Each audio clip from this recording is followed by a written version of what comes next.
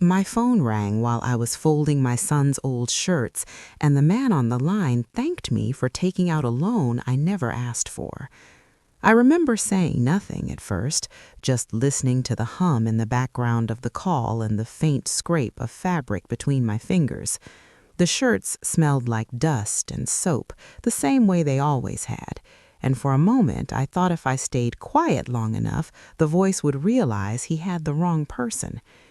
He used my full name again, careful and polite, and told me the amount, slow and respectful, as if I were hard of hearing rather than stunned. I asked him to repeat it, not because I didn't hear, but because I needed time to place myself back into my body.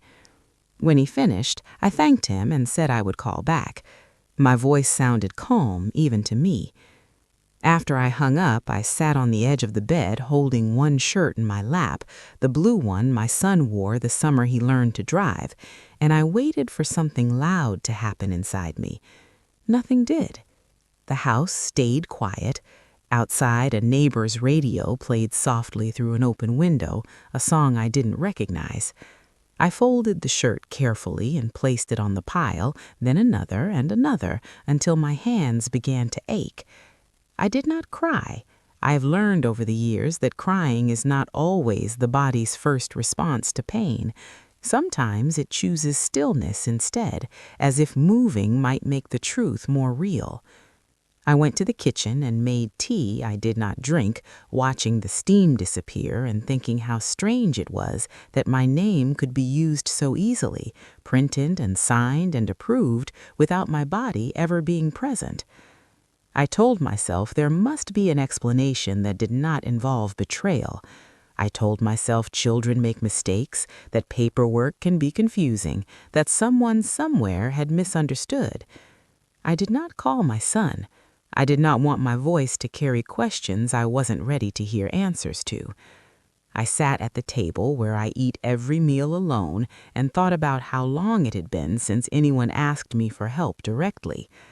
When my husband was alive, there was always a shared understanding about money, about decisions, about signatures. After he passed, the world began speaking to me in letters instead of conversations. Bills, notices, reminders, all addressed to me as if I were a whole committee rather than one aging woman. My son used to call then, checking in, asking if I needed anything. Over time, the calls became shorter, then less frequent, until eventually they were replaced by messages that began with apologies for being busy. I told myself that was normal. Children grow, lives expand, parents become a background presence, like furniture that is always assumed to be there. I did not mind, or at least I told myself I did not. I have never wanted to be a burden. I raised my son to stand on his own feet, to be proud, to make his own choices. When he married, I smiled in photographs and stepped aside. I sent gifts when I was asked, and sometimes when I was not. I learned the sound of his wife's voice through brief phone calls that never quite settled into warmth. She called me Ma, but said it like a title rather than a relationship. I accepted that too. The tea went cold. I poured it down the sink and rinsed the cup, listening to the water run longer than necessary. The afternoon light shifted across the floor, touching the places where my husband's chair once stood, where my son used to drop his bag when he came home from school. I wondered how many times my name had been spoken in offices I have never seen, how many people believed I had agreed to something I did not even know existed. I wondered how long this had been happening without me noticing. The man on the phone had said months. Months felt heavy. Months meant intention. I sat again and opened the drawer where I keep important papers, neat stacks tied with string, everything labeled in my handwriting. There was nothing there about a loan.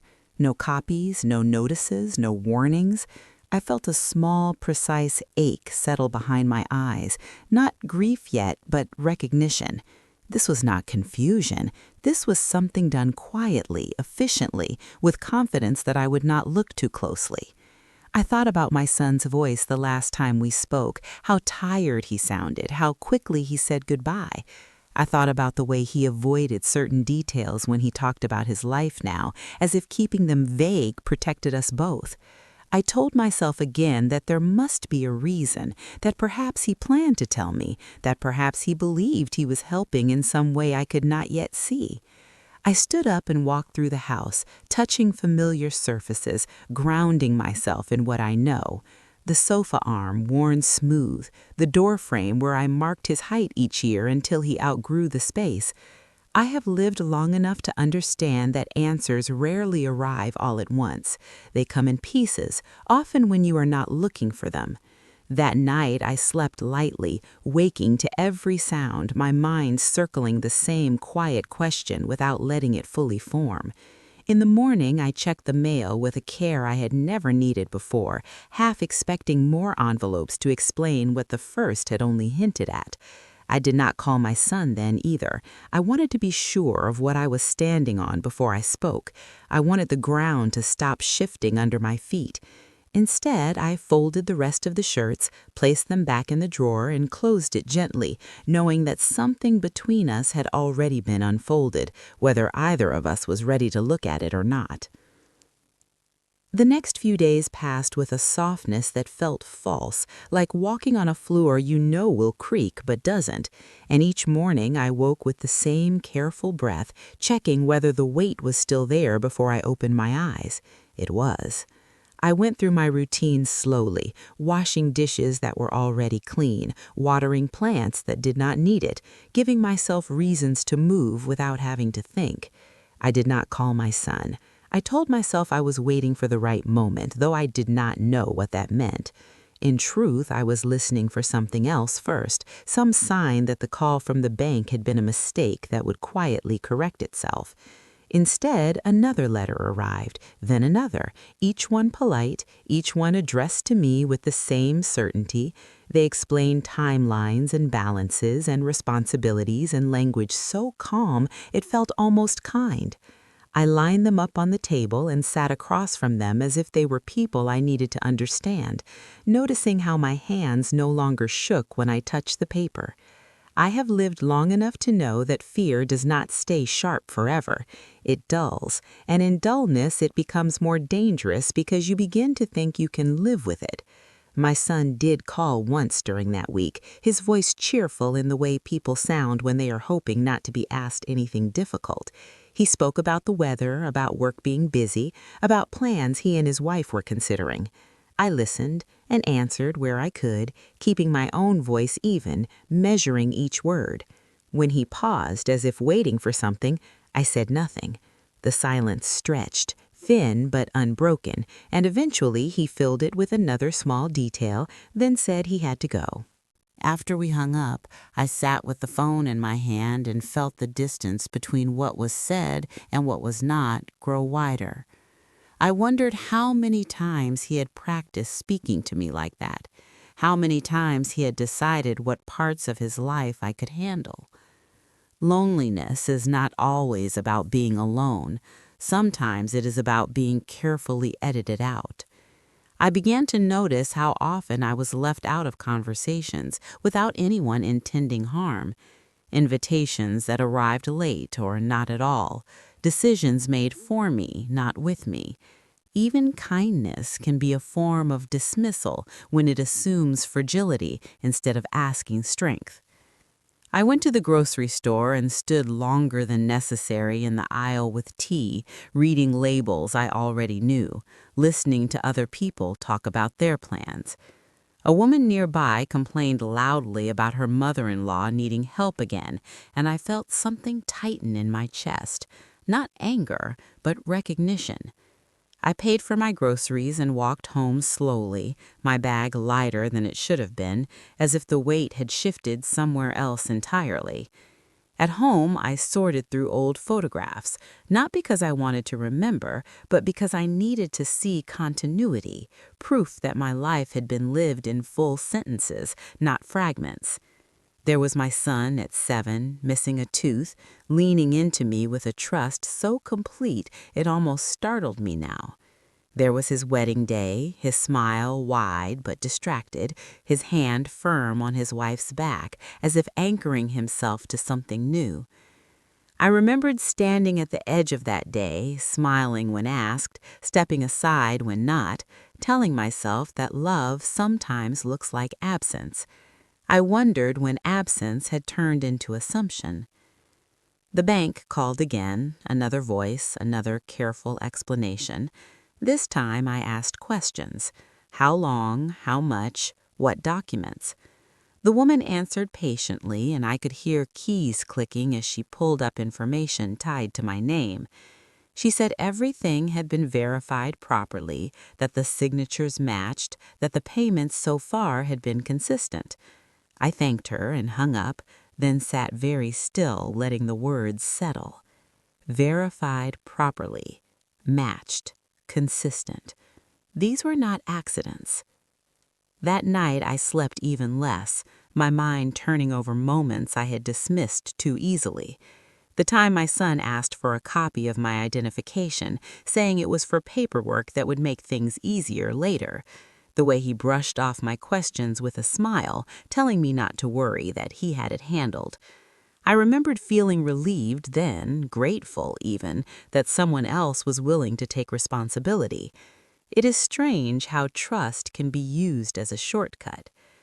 I began to feel tired in a way that sleep did not touch, a fatigue that came from holding two truths at once, the son I raised and the man who had done this. I did not yet allow myself to see them as the same person. I told myself I needed more information, that I should not accuse without certainty. But certainty was already sitting across from me at the table, neatly stacked and addressed. I started keeping notes, dates, times, not because I knew what I would do with them, but because writing things down made me feel less invisible. Each entry steadied me. Each detail anchored me to reality instead of speculation. Still, I said nothing to my son. Part of me wanted him to come to me first, to choose honesty without being cornered. Another part feared what his explanation would cost me, what it would confirm. The days stretched, quiet and ordinary on the surface, while underneath something fundamental was loosening, thread by thread. I continued my routines, answered calls, smiled at neighbors, played my role as I always had, but inside I felt a shift, subtle and irreversible, as if a door I had never noticed before had quietly closed, leaving me on the other side, waiting to see what would open next.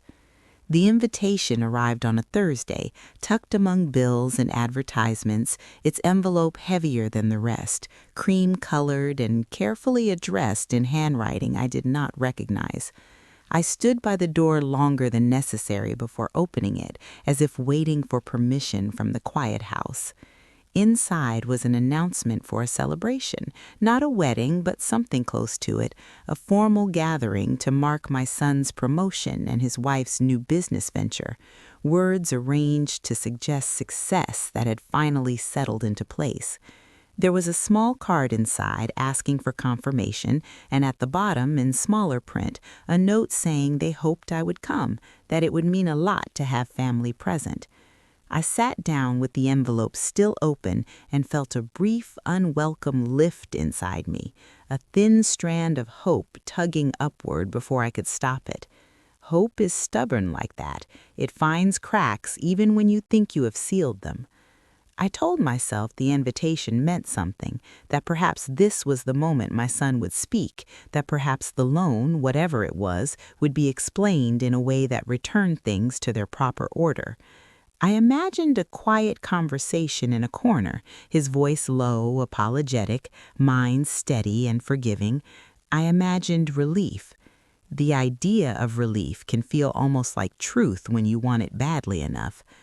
I called to confirm I would attend, keeping my tone light, matching the warmth offered to me.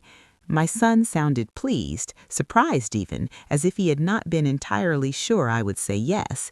He said it would be a big event, that people from work and friends would be there, that I should dress nicely. I told him I would.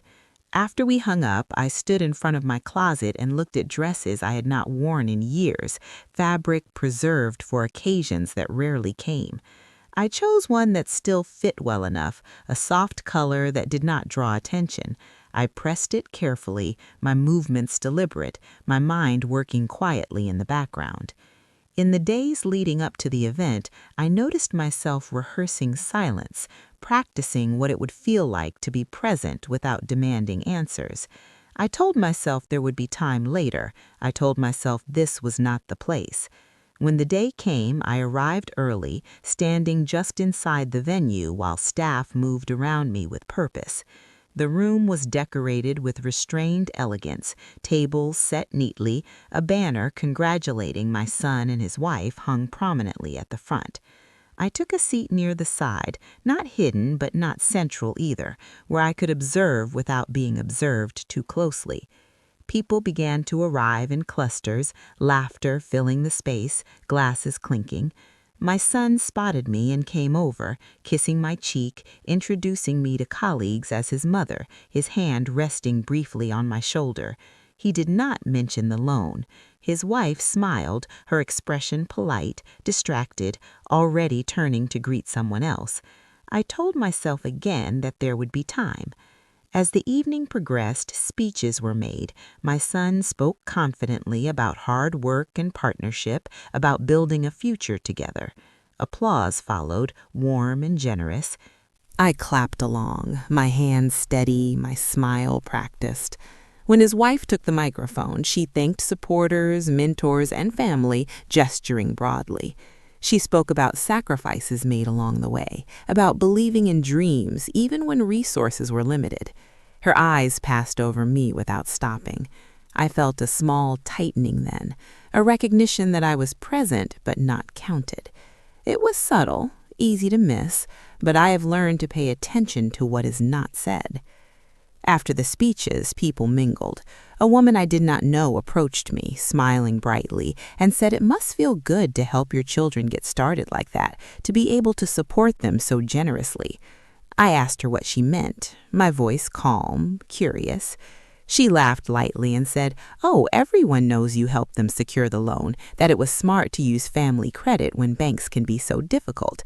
She said it with admiration, as if it were a clever family strategy. I stood there, my face warm, the room suddenly too loud, and thanked her for telling me. She moved on, unaware of what she had placed in my hands. I did not seek out my son immediately. I watched him instead, saw the ease with which he accepted congratulations, the way his wife leaned into him, secure. I understood then that this was not a private misunderstanding waiting to be resolved quietly. This was a story already told, one in which my role had been decided without my consent. I felt something settle inside me, not anger, but clarity. When I finally approached my son, I did so slowly, waiting until he was alone for a moment. I asked him, softly, if we could talk later, somewhere quieter. He smiled, distracted, and said now wasn't a good time, that we would talk soon. Soon has always been a flexible word in our family. I nodded and stepped back, letting him return to his guests. I stayed for the rest of the event, my presence steady, my silence complete. I said goodbye when it was appropriate, accepted a brief hug, and left before the room emptied. Outside, the night air felt sharp and clean. I stood there for a moment, listening to the muffled sounds behind me, and understood that whatever explanation I had been waiting for was not coming on its own. I walked home slowly, each step deliberate, my thoughts unusually quiet. At home, I took off my dress and hung it back in the closet, smoothing the fabric as if nothing had happened. I sat at the table and looked at the empty place across from me, imagining the conversations that had occurred without me, the decisions made in rooms I was never invited into. The hope I had allowed myself earlier felt thin now, worn through. I knew something had shifted again, more deeply this time, and as I turned off the light and went to bed, I felt the weight of what remained unspoken pressing closer, waiting for a moment when it could no longer be ignored. In the days after the event, the quiet returned, but it felt different now, edged with something sharper, like glass buried beneath dust. I replayed small moments from that evening without meaning to. The way the woman smiled when she spoke to me, the certainty in her voice, the casual way my generosity had been discussed as if it were a known fact. I noticed how easily my absence from the truth had been filled by other people's assumptions. I did not call my son. I waited to see if he would. He did not. Instead, a message arrived 2 mornings later, brief and cheerful, thanking me again for coming and saying how happy he was that I could be there to share in their success. I read it twice, then placed the phone face down on the table. Sharing implies consent. I wondered when that word had stopped meaning what I thought it did. Another letter from the bank arrived that afternoon, confirming payment had been received, thanking me for my continued reliability. I folded it neatly and added it to the growing stack. Reliability is a compliment when it is chosen. When it is assumed, it becomes something else entirely. I felt tired in a deeper way than before, as if my body had finally accepted what my mind had been circling.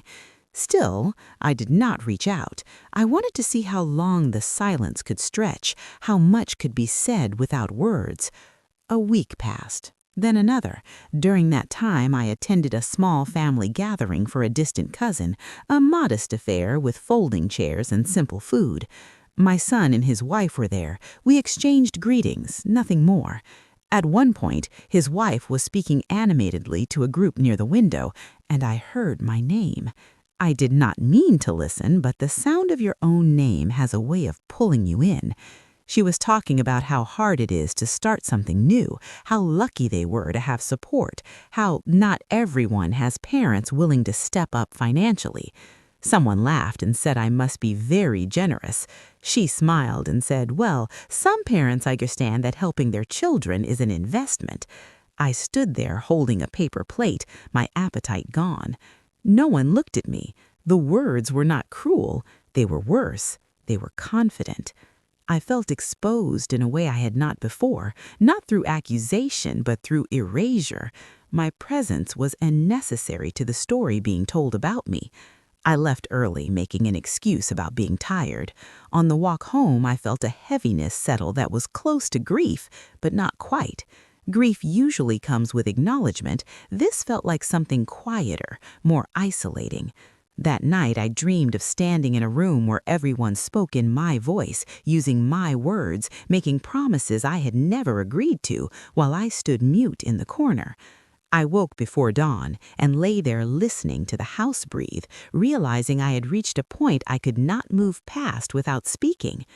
The breaking point did not come with shouting or tears. It came with exhaustion, the kind that strips away hesitation. I called my son later that morning. When he answered, his voice was careful, as if he already knew what the call might contain. I asked him directly, calmly, about the loan. There was a pause, longer than necessary. Then he began to explain, his words measured, his tone reassuring, telling me it was temporary, that it was for their future, that I would never actually have to pay anything because they were handling it.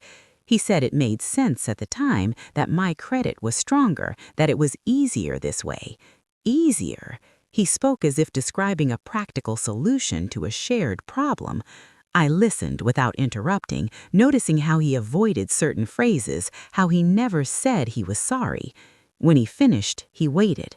I asked him why he hadn't told me. He said he didn't want to worry me. I asked him why my name was being discussed publicly as if I had volunteered. He said people talk, that it wasn't a big deal, that I should be proud to help. Pride is a strange thing to demand from someone who has been deceived. I told him quietly that using my name without my permission was not help, that it was something else. He sighed, a sound I recognized from his teenage years, the sound of impatience masked as fatigue. He said I was overreacting, that at my age I should avoid stress, that everything was under control. That was the moment something inside me finally cracked, not loudly, but cleanly. Age used as a reason for silence. care used as a reason for control. I told him I needed time. He said okay, quickly, relief evident in his voice as if time were something he could afford indefinitely. After we hung up, I sat at the table and felt an unexpected calm settle over me. The conversation had not given me what I wanted, but it had given me something else: confirmation. That evening, I attended a community meeting I had committed to weeks earlier. A neighbor asked how my family was doing, mentioning she had heard about my support for my son's new venture. I smiled politely and said nothing. On the walk home, I realized that my silence was no longer protecting anyone. It was simply allowing a version of me to exist that I had not agreed to be.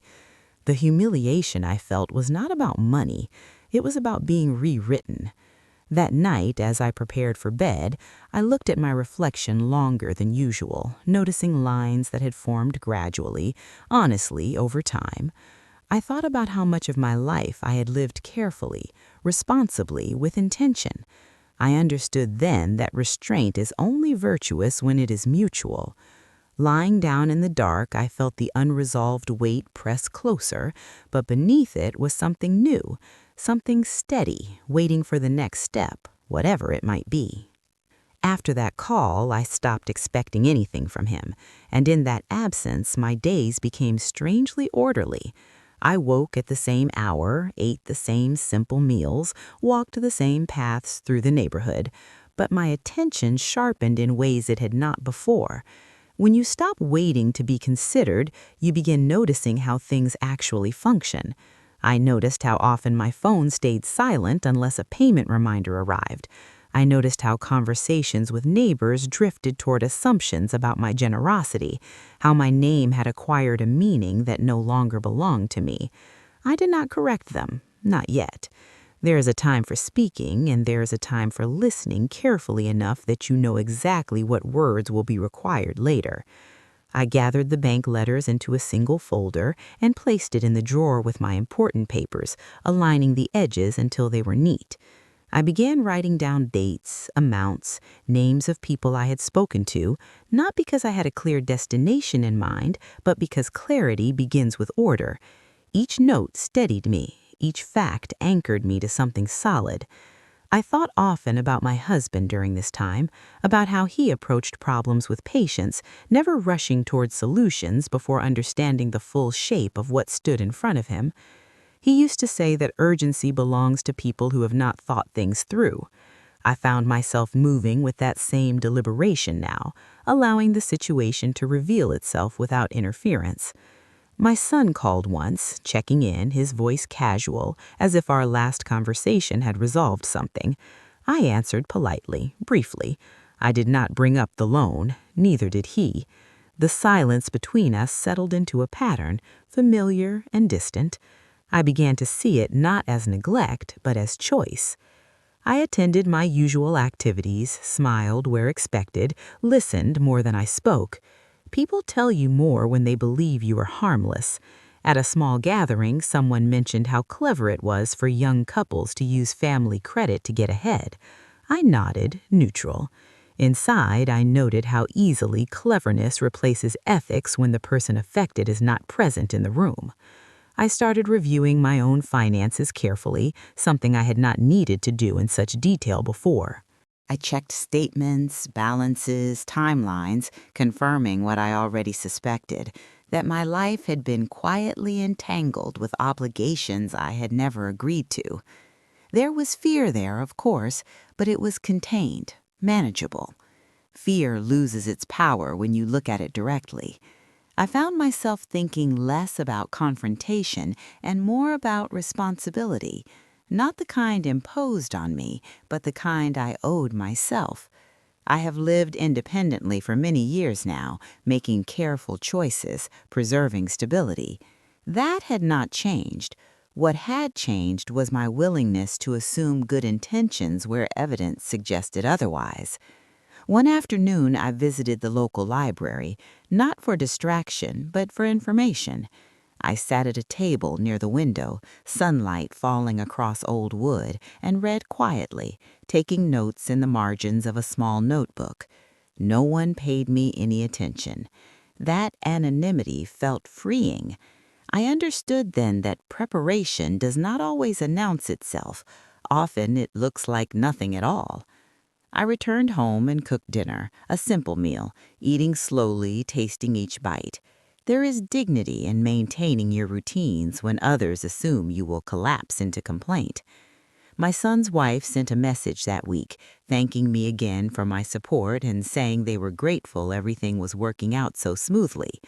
Smoothness is an illusion maintained by those who benefit from it. I replied politely, wishing them well. I meant it in a limited way. I did not mention anything else. Each restrained response felt like a small reclaiming of myself. I began sleeping better, not because the problem had resolved, but because my mind had stopped chasing reassurance. Instead, it focused on understanding. I thought about how easily age becomes a justification for exclusion, how concern is used as a mask for control. I thought about how often women my age are expected to absorb inconvenience quietly, to be grateful for involvement, even when it comes at a cost. I did not feel angry so much as awake. There is a difference. One afternoon, while sorting old documents, I came across my husband's handwriting, notes about our home, our accounts, decisions made together. I sat with those papers for a long time, remembering conversations where every choice had been explained, debated, agreed upon. That memory clarified something for me. Partnership requires consent. Family does too. Without it, what remains is not support, but exploitation dressed as care. I placed those old documents back where they belonged and returned to my notes, adding another date, another name. I did not yet know what form my next step would take, only that it would need to be precise. Impulsive gestures would change nothing. Quiet accuracy would. I noticed how my posture changed over those weeks, how I stood a little straighter, spoke a little less. When my son called again near the end of the month, asking casually if everything was okay, I said yes. It was the truth, in a way he could not yet understand. I was okay because I had stopped asking him to be someone he was not choosing to be. After the call, I sat by the window and watched the light fade, thinking about how patience is often mistaken for weakness and how dangerous that misunderstanding can be. I felt no urgency to correct it. Time, I knew now, was no longer on their side alone. Something was aligning quietly, steadily, beneath the surface of my days, and though nothing outward had changed, I sensed that the balance had already begun to shift, waiting for the moment when it would finally be seen. By the time the next month settled in, I had learned how to carry the knowledge without letting it show, the way you learn to carry a heavy bag so it does not bruise your leg as you walk. My days remained ordinary, which I understood now was a kind of camouflage. I went to the market, exchanged greetings, paid my bills on time, and answered messages with measured kindness. I did not ask questions that would invite reassurance. I did not offer opinions that would invite dismissal. Instead, I observed. I noticed how my son spoke to me when he did call, how his sentences curved around facts without ever touching them, how he asked about my health before anything else, as if that were the only acceptable topic between us now. I answered honestly, but briefly. I have never believed in dramatizing decline. When he mentioned plans, trips, expenses, I listened without comment, noting details quietly. I learned how easy it is for people to speak freely when they believe you are no longer a variable. His wife stopped messaging as often, perhaps sensing that gratitude did not require upkeep once it had been publicly established. That absence told me more than any apology would have. I began to feel less like a mother waiting to be consulted and more like a witness to a story already in motion. The shift was subtle but complete. I was no longer inside their decisions. I was being used as context. I continued my small rituals at home, dusting shelves, watering plants, folding laundry with care. Each action reminded me that my life still had structure, still responded to my hands. I sorted through old files and updated lists I had neglected, confirming dates, names, contacts, ensuring nothing else had been left vague. Vagueness is a luxury afforded to those who trust without consequence. I no longer had that luxury. One afternoon, I ran into an old friend from years ago, someone who knew me before I became simply my son's mother. We talked about nothing important, laughed softly about shared memories, and as we parted, she said it was good to see me standing so steady. The comment surprised me. I realized then that something in my bearing had changed enough to be noticed. That steadiness did not come from certainty about outcomes. It came from deciding I would not abandon myself for the comfort of others. I spent more time alone without feeling lonely, a distinction I had not fully understood before. Loneliness seeks validation. Solitude seeks clarity. I chose the latter. I kept my notes updated, adding small observations that might have seemed insignificant to anyone else, but which formed a pattern when read together. I did not discuss any of this with friends or family. Words scatter intention. Silence concentrates it. The bank called once more, routine, procedural. I listened, asked a few precise questions, thanked the caller, and ended the conversation without revealing anything about my emotions. When the call ended, I sat quietly, noticing how calm my breathing remained. Fear had been replaced by something steadier, something closer to resolve, though I still did not allow myself to imagine what resolution would look like. I had learned that imagining too far ahead can be a form of escape. Instead, I stayed present. My son invited me to lunch one weekend, his tone light, as if enough time had passed to reset whatever discomfort lingered. I agreed. We met at a small place near his office. He arrived late, apologized casually, ordered quickly. He spoke about work, about stress, about plans. I listened. At one point, he said they were grateful things were stable now, that it felt good not to worry as much. I nodded. He watched my face for a reaction that did not come. The absence unsettled him more than anger would have. He asked if I was tired. I said no. He asked if I was okay. I said yes. The truth is, I was okay in a way that did not require his understanding. When the check came, he paid without comment. I noticed that too. As we parted, he hugged me briefly and said we should do this more often. I said, perhaps. On the way home, I felt no relief, only confirmation. The relationship had shifted into something transactional, polite, managed. That clarity, though painful, freed me from expectation. At home, I returned to my routines, made tea, sat by the window, watched the afternoon pass. I thought about how often women are taught to maintain harmony at personal cost, how silence is praised when it serves others. I understood now that silence can also be a tool, but only when chosen deliberately. Mine was. I did not feel the need to announce it. Late that evening, I reviewed my notes once more, not with urgency, but with care, ensuring nothing was missing. I placed them back in their folder and returned it to the drawer, closing it gently. I slept deeply that night, the kind of sleep that comes not from forgetting, but from alignment. In the morning, I woke with a clear sense that something external would soon require response, that the quiet I had cultivated was not indefinite. I did not know when or how, only that I was no longer unprepared. The days that followed continued in the same restrained rhythm, each one adding weight to what remained unsaid.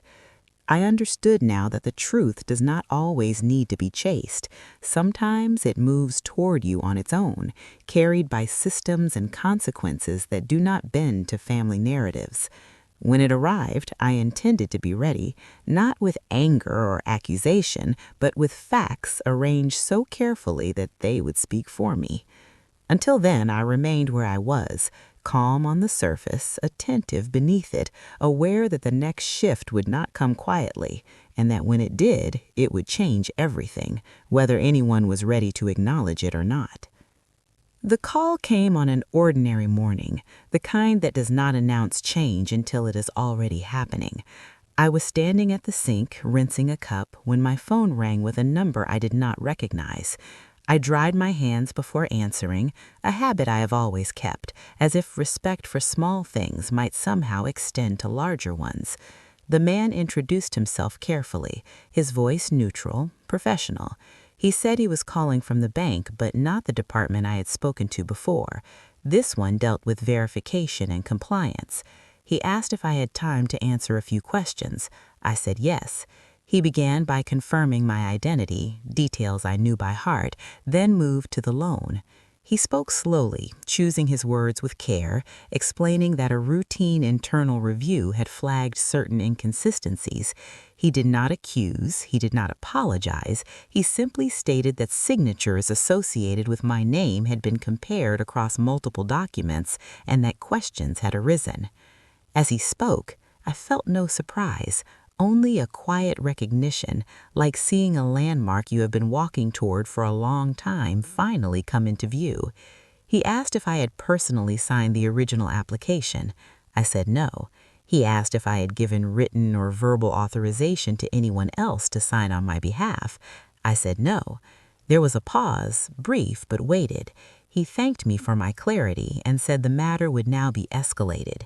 He explained that until the review was complete, the loan would be frozen, payments paused, and responsibility temporarily reassigned pending investigation. Responsibility reassigned. The phrase settled calmly in my mind. After we ended the call, I stood at the sink for a long moment, listening to the water drip, feeling nothing rush through me. This was not triumph, it was alignment. Later that day, I received an email outlining next steps, formal and precise. It requested copies of identification, handwriting samples from unrelated documents, and a signed statement affirming my account. I provided everything without hesitation. My notes were already prepared, my papers already in order. There was no scrambling, no fear. I mailed what was required and returned home to my quiet house where nothing appeared different and yet everything was. 2 days later, my son called. His voice was tight in a way I had not heard before, the casual ease stripped away. He asked if I had spoken to the bank recently. I said yes. He asked why. I said because they called me. There was a silence, heavy and unfamiliar.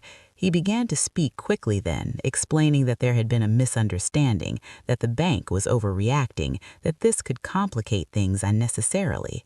I listened. When he paused, I told him calmly that I had answered their questions honestly. That was all. He said I should have talked to him first. I asked him why. He did not answer. Instead, he said his wife was very upset, that this could affect their business, their plans, their reputation. Reputation is a fragile thing when it rests on borrowed ground. I did not raise my voice. I did not defend myself. I simply said that using my name without my permission had already affected my life. He said he never meant to hurt me. Consequences have a way of clarifying emotion. Still, I felt no urgency to respond. Silence, I had learned, can be a boundary as firm as any spoken rule. When I did reply, it was brief. I said I needed space. I did not explain what kind or for how long. Explanations invite negotiation. Space does not. He accepted it, at least outwardly, replying that he understood, that he would give me time. Time, I thought, is easy to offer when you are hoping it will soften someone else. My son's wife did not write at all. I heard from others instead, distant relatives and acquaintances who reached out with concern, thinly disguised as curiosity. News travels quickly when it is not yours to control. Some asked if everything was all right. Some hinted that misunderstandings happen, that families should stay united. I thanked them and changed the subject. I was not interested in defending my choices to people who had never borne their cost. At the market, a woman who had once praised my generosity avoided my eyes. Another asked gently if things were settling down. I said yes. In truth, something was settling, but it was not what they imagined. It was not reconciliation. It was separation. I began to remove small reminders from my home, not dramatically, just thoughtfully. A framed photo from the celebration went back into a drawer. Papers related to my son's finances were returned unopened when they arrived by mistake. I reorganized my shelves, creating space where objects had crowded one another without purpose. The physical act of clearing felt necessary, not as rejection, but as alignment. My life no longer needed to accommodate assumptions made by others. One afternoon, my son came by again, unannounced. I was in the garden, hands in the soil, when I saw him standing at the gate, uncertain. I did not rush to greet him. I finished what I was doing, brushed my hands clean, and walked over. We stood there for a moment without speaking. He looked older to me then, not in years, but in the way people do when certainty has been stripped away. He said he knew things could never go back to how they were. I told him I agreed. He said he was sorry, this time without explanation, and for the first time I believed he meant it. Still, apology is not restoration, it is acknowledgement. I thanked him for saying it. He waited, perhaps for more, perhaps for reassurance. I did not offer it. I told him I loved him because that had never changed, but that love did not require proximity. It requires respect. He nodded, slowly, and said he understood. I was not sure he did, not fully, but understanding often comes later, after distance has done its work. He left without asking when we would speak again. That restraint felt like progress, though it did not soften the ache entirely. After he was gone, I returned to the garden and sat there longer than necessary, letting the quiet settle back into place. The separation was not dramatic. There were no final words, no slammed doors. There was simply a widening space where expectation used to live. I felt grief then, not sharp, but low and constant, like a tide pulling gently but insistently. Grief for the relationship I thought we had, for the version of motherhood that included mutual care in later years. I allowed myself to feel it without judgment. Endurance does not mean denial. It means letting feeling pass through without letting it decide everything. Nights were the hardest. I would wake and reach instinctively for the phone, thinking to check for messages, then remember that I had chosen not to wait for them anymore. That realization came with both relief and sadness, intertwined. I began to imagine a future shaped less by obligation and more by intention. The idea felt unfamiliar, almost indulgent, but it did not feel wrong. I made small plans that did not involve anyone else, a short trip I had postponed for years, classes at the community center, afternoons reserved for nothing in particular. These were not acts of revenge, they were acts of return. Still, the tension had not fully released. My son's situation remained unresolved in ways I did not need to monitor to feel. I knew there would be fallout, conversations I would not be part of, adjustments made without my input. That knowledge did not disturb me the way it once might have. I had stepped out of the center of their crisis and back into the center of my own life. As weeks passed, the world adjusted, as it always does. People spoke less about what had happened. New topics replaced old curiosity. I remained where I was, steady, quiet, separate. The separation was not punishment, it was preservation. Even so, I sensed that the final shape of this new life had not yet fully revealed itself. Peace was present, but it was still settling, like dust after a long disturbance. I knew there would be moments ahead when old habits would call me back, when memory would tug insistently. I also knew that I had crossed a threshold that could not be uncrossed. As I turned out the light one evening and lay listening to the familiar sounds of my house, I felt both the weight of what had been lost and the promise of what might still be built.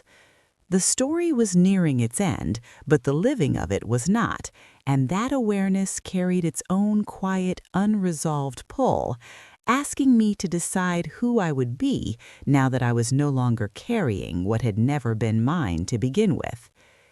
Time did what it always does when allowed to work without interference.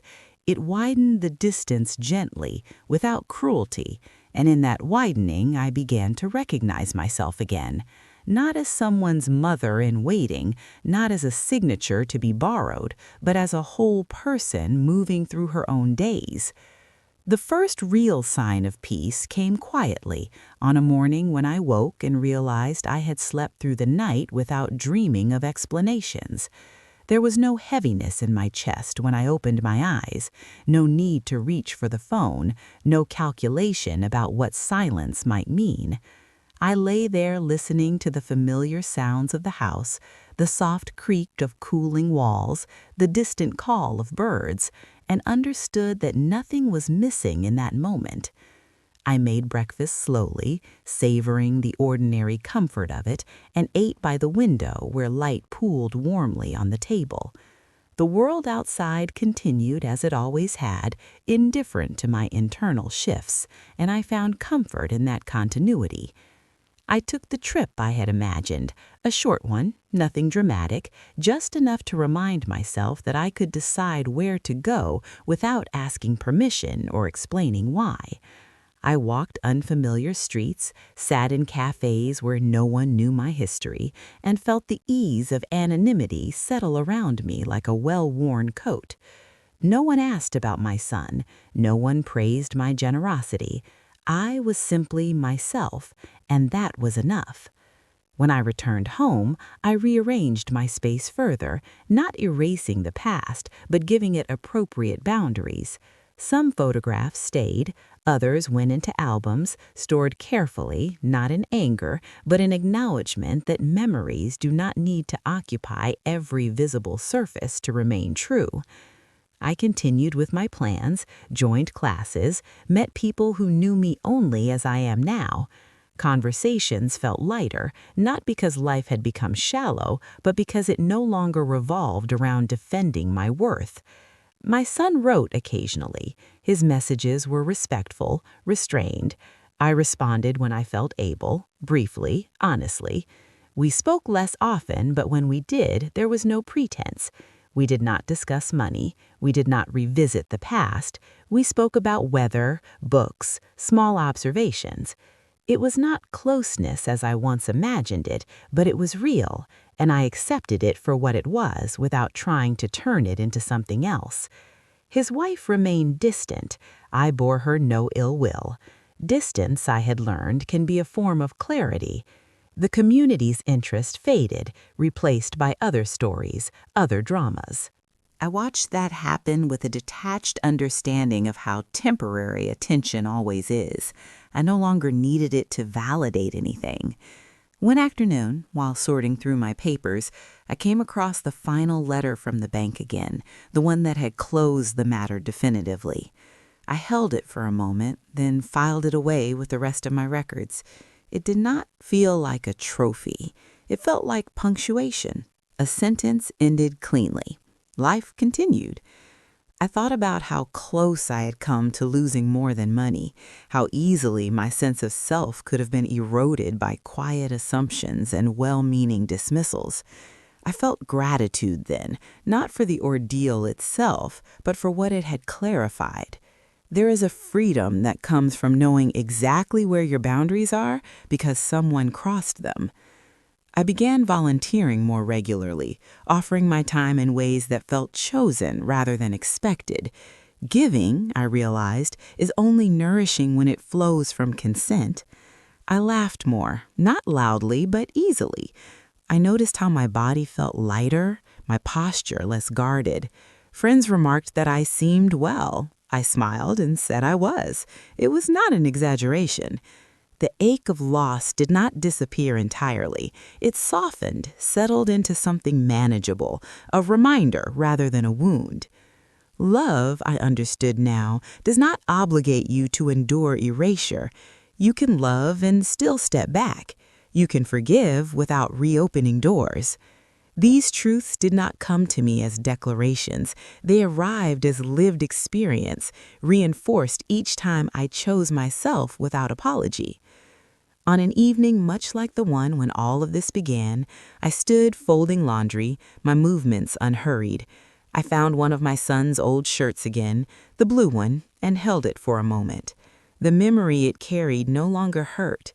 It simply was. I folded it neatly and placed it where it belonged, neither hidden nor foregrounded.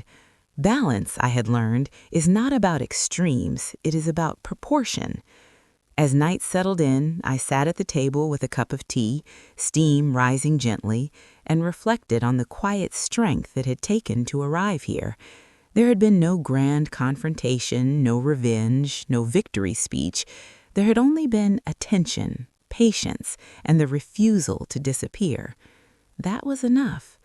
I no longer measured my worth by how useful I was to others or how much I could absorb without complaint. I measured it by how honestly I lived.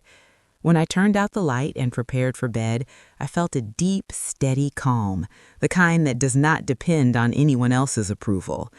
My life, I understood, belonged to me again, fully and without condition. And in that understanding, there was a final release, not dramatic, not loud, but complete.